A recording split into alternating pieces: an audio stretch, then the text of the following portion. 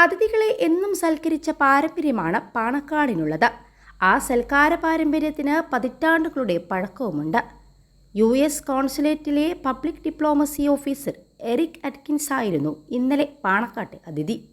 കേരള സന്ദർശനത്തിൻ്റെ ഭാഗമായി പാണക്കാട് സയ്യിദ് സാദിഖ് അലി ശിഹാബ് തങ്ങളുടെ വസതിയിലെത്തിയതായിരുന്നു.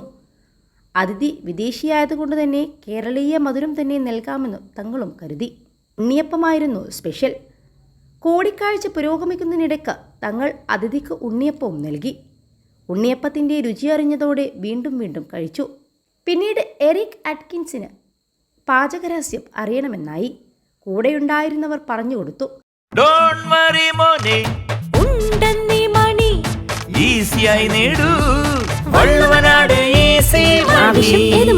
പണം ഞങ്ങൾ തരും.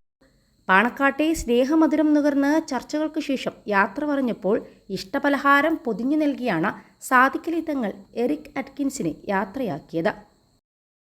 കേരളത്തിലെ വിവിധ മേഖലയിലെ പ്രമുഖരുമായി സംവദിക്കുന്നതിൻ്റെ ഭാഗമായാണ് എറിക് അറ്റ്കിൻസ് പാണക്കാടെത്തിയത്. പാണക്കാട് തങ്ങൾ കുടുംബവും മുസ്ലിം ലീഗും നടത്തുന്ന ഇടപെടലുകളെക്കുറിച്ചും നടപ്പിലാക്കുന്ന വിവിധ പദ്ധതികളെക്കുറിച്ചും എറിക് ചോദിച്ചറിയുന്നുണ്ടായിരുന്നു. ബൈത്തുർ റഹ്മാൻ അടക്കമുള്ള വിവിധ കാരുണ്യ പദ്ധതികളെക്കുറിച്ച് ഗൗരവമായ ചർച്ചകളും നടന്നു.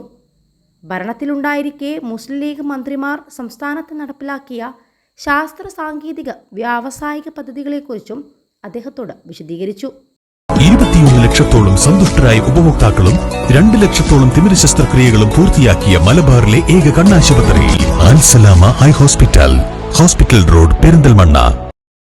ഇന്ത്യയിൽ മതസൗഹാർദ്ദത്തിനായി പാണക്കാട് കുടുംബവും മുസ്ലിം ലീഗും നടത്തുന്ന ഇടപെടലുകളെക്കുറിച്ചും കേട്ടിട്ടുണ്ടെന്നും പ്രശംസനീയമാണെന്നും അദ്ദേഹവും പറഞ്ഞു. സൗഹാർദ്ദ സംഭാഷണത്തിനും കൂടിക്കാഴ്ച വേദിയായി.